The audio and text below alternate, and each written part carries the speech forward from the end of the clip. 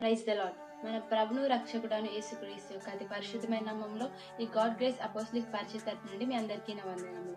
ఈ రోజు దేవుని వాగ్దానం ఎఫెసీయులకు రాసిన పత్రిక 3వ అధ్యాయం 20వ మనలో కార్యసాధకమైన తన శక్తి చెప్పున మనం అడుగు వాటి కంటేను ఊహించి వాటి కంటేను అత్యధికంగా చేయ శక్తిగా దేవుడు.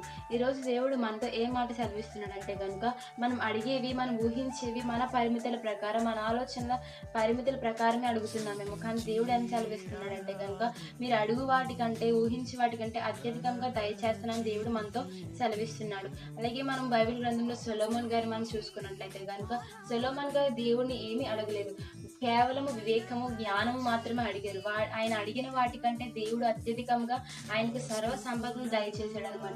అటు రీతిగా మనము కూడా మన యొక్క దేవుని యొక్క చిత్తంలో, దేవుని యొక్క కృప చెప్పున మనం అడిగే ప్రతిదీ కూడా దేవుడు అత్యధికంగా దయచేసి మనం ఇంకను తన ఉన్నతమైన కృపలో నడిపించి బలపరిచి మనల్ని నిలబెట్టును గాక. ఆమేన్.